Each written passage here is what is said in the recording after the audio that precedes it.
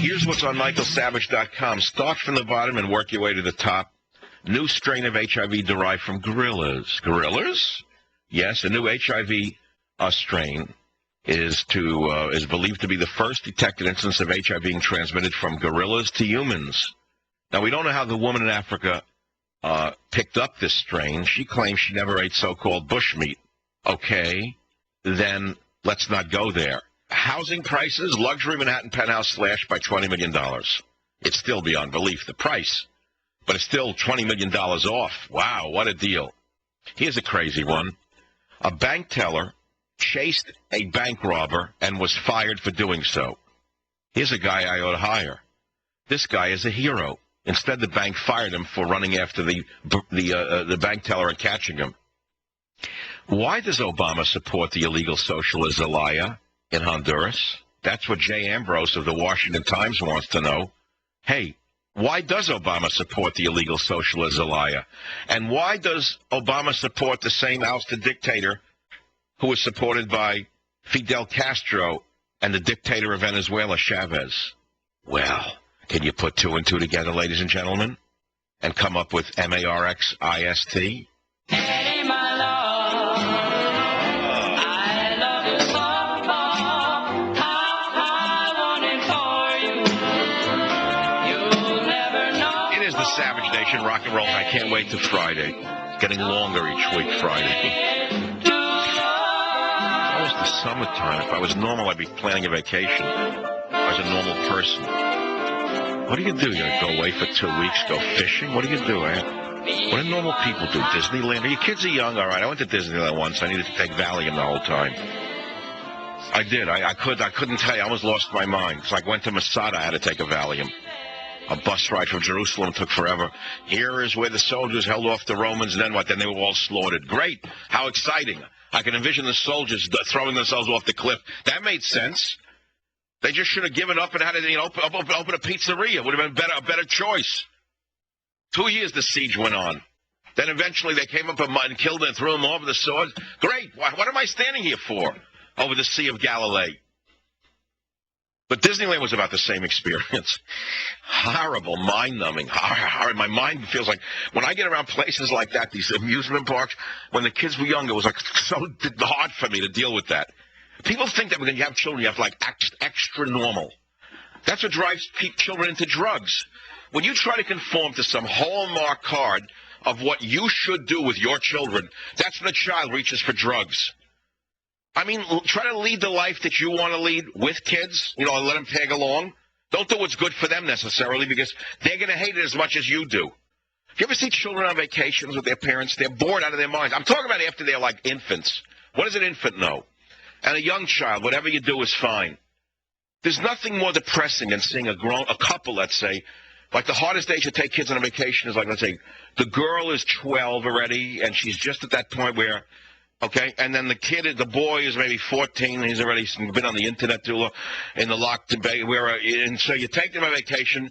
It's like taking along an adult couple who you detest, and you're paying the bill, and they don't want to talk to you over dinner. They don't want to be with you. You ever see them like in the hotels around the world, like in Hawaii? The 12 and 14-year-old kid and the couple? Hey, we're having a good time. You would like another macadamia nut sundae? Dad, please, The girl's already looking at the bus boy, and the boy's looking at the bus girl, and they don't want to be there. They wish their parents gone without. So having a couple with you, and they don't talk to you, and you're paying the bill. The whole flight home, everyone's like, depressed on the plane. That's 2 week vacation. I had to take a painting when the kids were young. It got so bad. I was on such a precipice of the hotel balcony. I went and got a watercolor set. I still have those pictures somewhere. I bet you they bring a lot of money today for auctioning them off. Some of them were quite good. One was a picture of a car. I remember that to this day.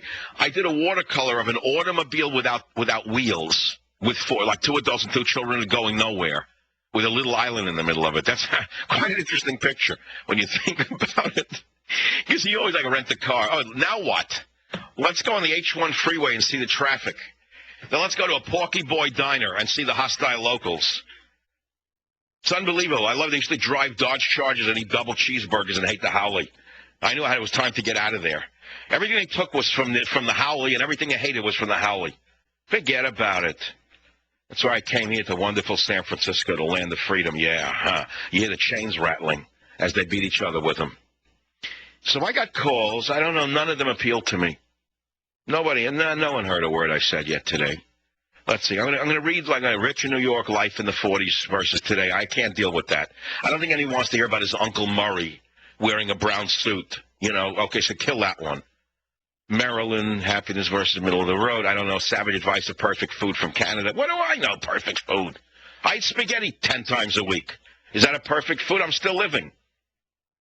You can give me spaghetti 3 times a day and I'll eat it. It's white bread that's no good for me. Gluten? Now, everyone with the gluten. Every few years there's another discovery as to why people were overweight and tired. And it works for a while until eventually you realize as you get older, you get overweight and tired. They all want a miracle cure. They all discover it. Oh, yes, your problem is that you have a leaky gut and you have a celiac. Whoa. Okay, that's sure if you cut down on wheat and you're going to lose a little weight if you stop eating bread. There's no question about it. We knew about that 50 years ago. Look at the beekeepers of Somalia. I mean, they're in pretty good shape. They live on, like, pollen, you know, and whatever else. Of course they're thin because they're starving to death. My mother had a different theory about men. Stuff them, and stuff them again. That's how they placated the men in those days. Ethnic mothers all did that. They understood men were basically dangerous animals that could yell. In those days, some of them could hit. My father didn't, but some did. Violent, loud, they smelled. So the best way to control them was feeding them, like a zoo. Whenever the guy got up, here, eat something. Whenever he was hungry or not, they made delicious food, and the guy ate it. And by that time, he was so, like, sluggish from the food, he was sated, and he slowed down. And there was less danger of a blow-up in the house if the guy was stuffed.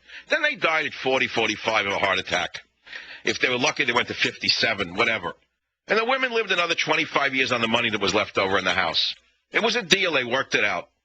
She suffered the whole life from this bum and then lived on a little bit of money at the end, and that was the whole story. They had a whole workout. Today, it's not like that anymore.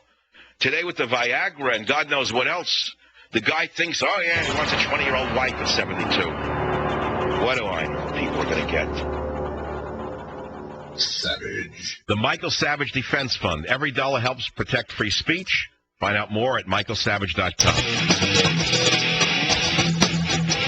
I linked to a story on michaelsavage.com from the New York Post entitled Condemned by Their Own Laptops by John O'Sullivan.